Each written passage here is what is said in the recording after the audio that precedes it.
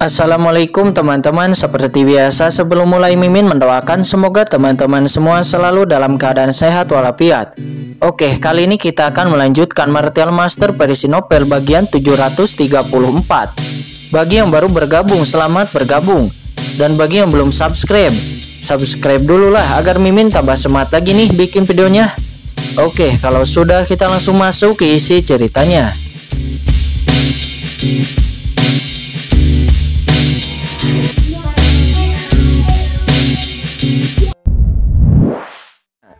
Dan pada akhirnya Qin Chen sampai di alam roh kematian.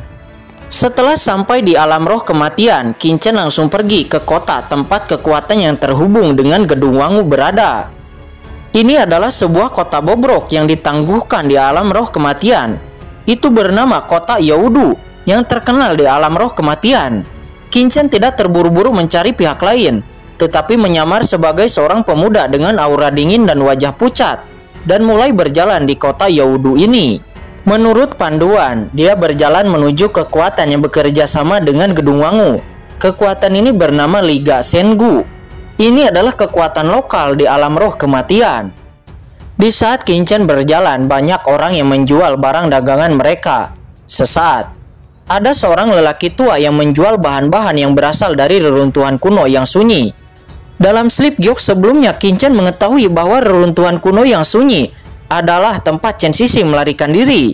Qin Chen kemudian melihat barang dagangan pria tua itu, beberapa pecahan harta suci, beberapa diantaranya dapat dilihat sebagai senjata suci. Banyak diantaranya hanyalah pecahan, sangat tua, bahkan seperti lumpur. Teman, ini semua hartaku yang digali dari reruntuhan kuno yang sunyi. Seperti yang kita tahu, reruntuhan kuno yang sunyi adalah tempat yang sangat menyeramkan di alam roh kematian. Semua barang ini kemungkinan besar ditinggalkan oleh suku kuno di langit kuno. Orang tua itu melihat Qin Chen berjalan di depan barang dagangannya, menonton dan tidak bisa membantu untuk membuka matanya dan menawarkan barang dagangannya kepada Qin Chen. Sesaat Qin Chen melihat sebuah pot tanah, dan Qin Chen merasa tertarik kepada pot tanah itu. Qin Chen kemudian memegang pot tanah liat itu. Dan seketika, Qin Chen sepertinya merasakan sebuah altar kuno. Ini adalah altar yang luar biasa, menembus langit, seperti dewa atau iblis berdiri di langit dan bumi sangat besar. Tetapi sesaat berikutnya, bayangan di depan Qin Chen menghilang seolah-olah dia tidak melihat apapun. Qin Chen menyadari bahwa pot tanah liat ini dapat mengaktifkan palu penyembuh langit. Dan pada akhirnya Qin Chen membeli pot tanah liat itu seharga sepotong pena suci kuno. Ngomong-ngomong, temanku, apalagi yang kamu inginkan? Aku bisa menjualnya kepadamu dengan harga murah, kata orang tua itu. Namun Qin Chen merasakan barang-barang lain dan tidak dapat mengaktifkan palu penyembuh langit. Dan Qin Chen tidak tertarik dengan barang-barang lain. Dia hanya tertarik dengan pot tanah liat itu. Mengambilnya. Setelah menyimpan pot tanah liat itu, Qin Chen langsung menuju ke posisi Liga Sengu. Singkat cerita, Qin Chen telah sampai di Liga Sengu. Qin Chen memancarkan aura mengerikan. Dia langsung melangkah masuk. Auranya terpancar dan segera menarik perhatian orang-orang di dalam Liga Sengu. Beberapa murid Liga Sengu langsung berjalan keluar, memandang Qin Chen dan segera berkata dengan sopan, "Senior, ini pertama kalinya senior datang ke Liga Sengu saya. Saya tidak tahu senior ingin membeli apa."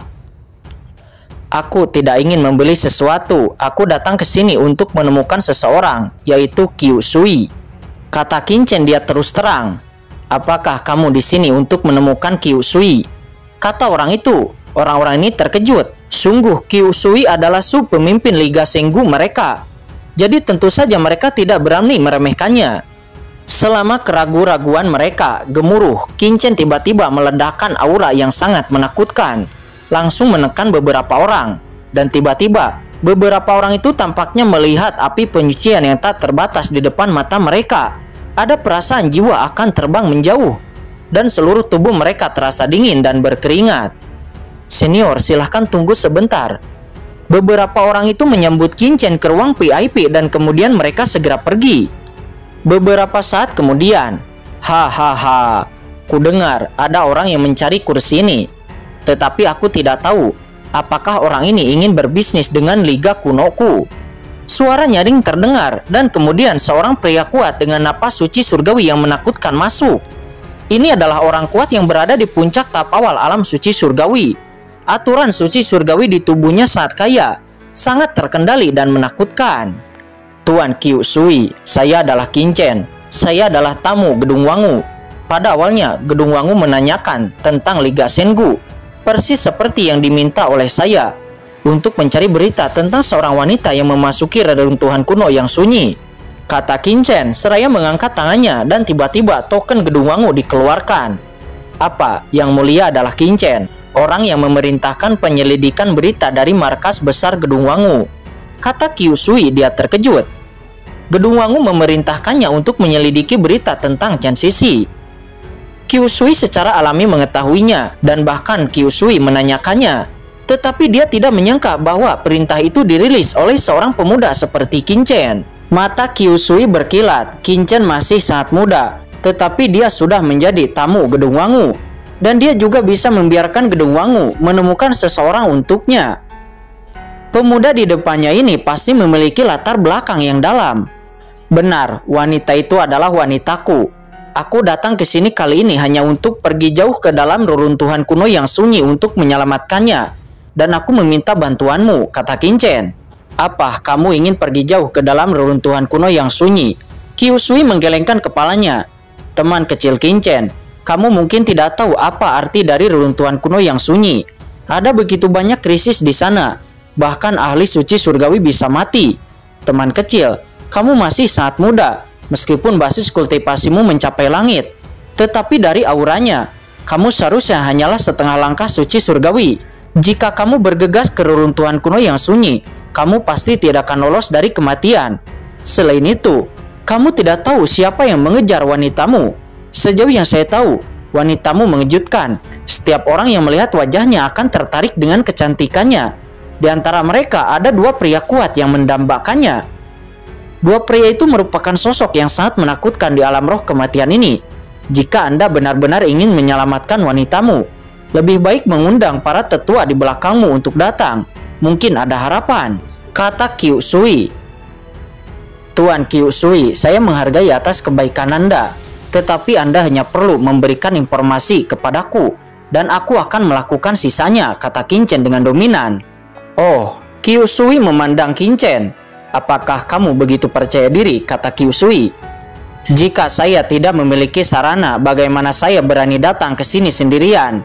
Jika Anda tidak percaya, Anda bisa mencobanya, kata Qin-Chen. Dia tidak punya waktu untuk disia-siakan. Ya, Qiu Shui terkejut jika latar belakang Qin-Chen seperti yang dia duga. Itu berasal dari kekuatan besar di rumah mansion Guanghan. Bagaimana mungkin pihak lain dan Gedung Wangu setuju Qin-Chen datang ke sini sendirian? Apakah ada sesuatu yang tidak aku ketahui tentang anak ini? Biarkan aku mencobanya. Gumam Qiu Shui, matanya berkedip. Tangan di belakangnya seolah-olah tenggelam dalam pikiran. Qin-Chen tiba-tiba merasa bahwa bahaya besar menyelimuti pikirannya. Gelombang udara yang tak terbatas bergulir masuk seperti matahari yang terik di langit. Dan alam yang menakutkan menyapu Qin-Chen. Saya melihat sebenarnya Qiu Shui secara diam-diam melepaskan pukulan mematikan kepada Qin-Chen. Segera ruang VIP aliansi kuno ini tampaknya langsung jatuh ke dalam kehampaan tak berujung. Berlapis-lapis seperti sangkar langsung menjebak Qin-Chen di dalamnya. Melihat itu Qin-Chen mencibir. Kekuatan api langit langsung ditampilkan dikombinasikan dengan kekuatan magis. Dan seketika sangkar yang menyelimuti Qin-Chen langsung dipecahkan. Trik serangan diam-diam Qiu Shui sebenarnya benar-benar dipecahkan oleh Qin-Chen. Dia mundur beberapa langkah berturut-turut. Setiap langkah melintasi kekosongan yang tak terhitung jumlahnya, membuat Qin-Chen tidak dapat melakukan serangan balik kepadanya. Namun Qin-Chen tidak bermaksud melawannya sama sekali. Dia bisa merasakan bahwa serangan Qiu Shui ini itu sama sekali tidak berniat untuk membunuhnya, tetapi untuk mengujinya. Tuan Qiu Shui, pernahkah kamu puas dengan serangan ini? Kata Qin-Chen seraya duduk di ruang VIP, menggoyangkan lengan bajunya, dan temperamen seorang lelaki besar muncul secara spontan. Kamu juga telah merasakan kekuatanku. Tuan muda ini masih hanyalah setengah langkah suci surgawi, dan akan segera menerobos ranah suci surgawi. Dengan kekuatanku saat ini, setelah aku menerobos ranah suci surgawi, kamu harus dapat memperkirakan seberapa besar kekuatanku nantinya, kata Qin-Chen. Kamu Kamu sangat luar biasa. Siapa kamu? Apakah kamu putra suci dari Guanghan Mansion? Kata Qiu Shui. Dia berkata dengan heran. Kecuali putra suci dari Guanghan Mansion, dia tidak bisa membayangkan kemungkinan lain dari Qin Chen. Jangan menebak sembarangan karena Anda tidak mengenal saya. Itu berarti kekuatan Anda di Guanghan Mansion tidak cukup. Jika tidak, mustahil untuk tidak pernah mendengar namaku, kata Qin Chen. Di saat berkata, wajah Qin Chen tidak merah, jantungnya tidak berdetak, ekspresinya bebas, dan dia berkata dengan ringan, tetapi cepat atau lambat Anda akan tahu dari mana pemuda ini berasal. Namun sekarang waktunya mendesak. Tolong Tuan Qiu Shui untuk memberiku informasi.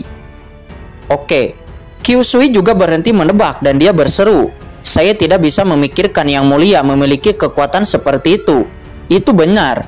Nyatanya, kursi ini hanya sedang menguji Anda. Namun reruntuhan kuno yang sunyi sekarang sangat berbahaya. Di antaranya, orang-orang aliansi kuno saya juga berada di sana. Di antara orang-orang terkuat yang mengejar wanita Anda, berada di ranah tahap tengah alam suci surgawi. Kata Qiu Shui, awalnya dia ingin Qin Chen mundur, tetapi dia tidak berharap kekuatan Qin Chen melebihi harapannya. Jadi dia tidak bisa untuk tidak mengundangnya. Jun Xingtian, pria kuat di ranah tahap tengah alam suci surgawi. Kata Qin Chen matanya menyipit. Ya, teman kecil, apakah kamu takut? Jika kamu takut, kamu bisa tinggal dan kirim para tetua di belakangmu, kata Qiu Shui. Takut? Qin Chen mencibir. Dia tiba-tiba berdiri. Pemuda ini akan ikut dengan Anda, siapapun yang kuat, siapapun yang berani memprovokasiku. Aku akan memberitahu dia apa itu hidup yang lebih baik daripada mati.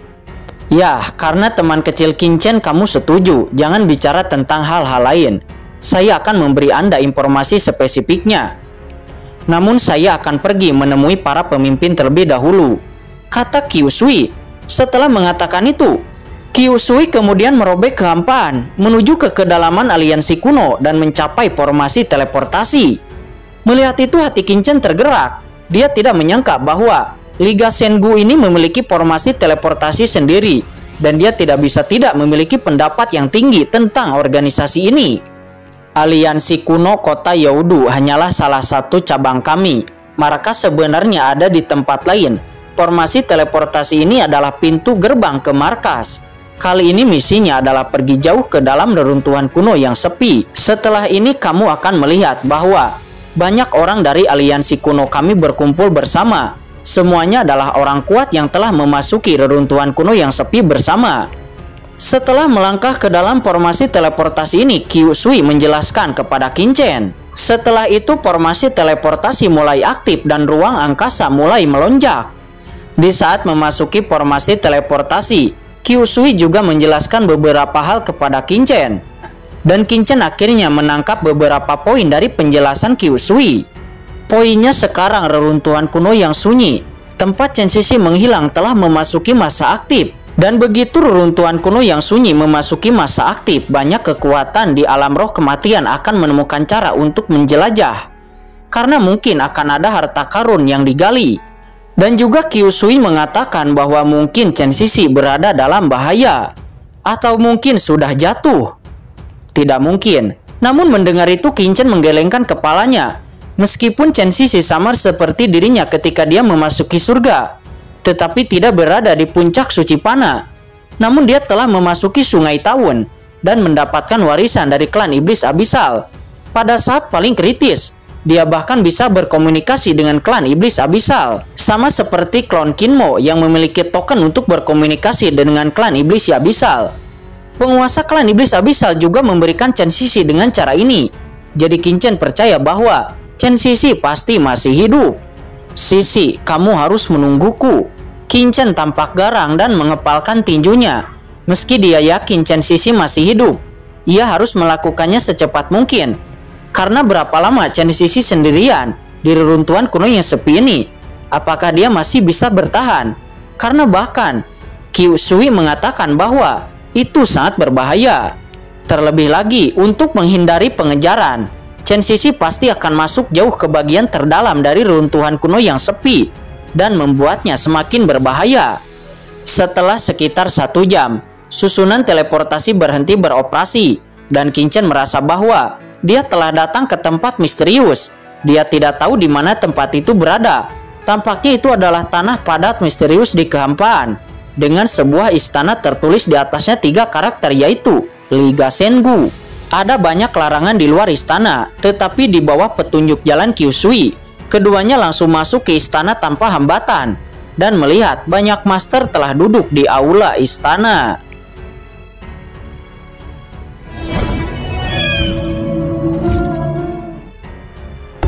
Oke guys, sudah dulu ya. Jangan lupa subrek biar lanjut terus ceritanya.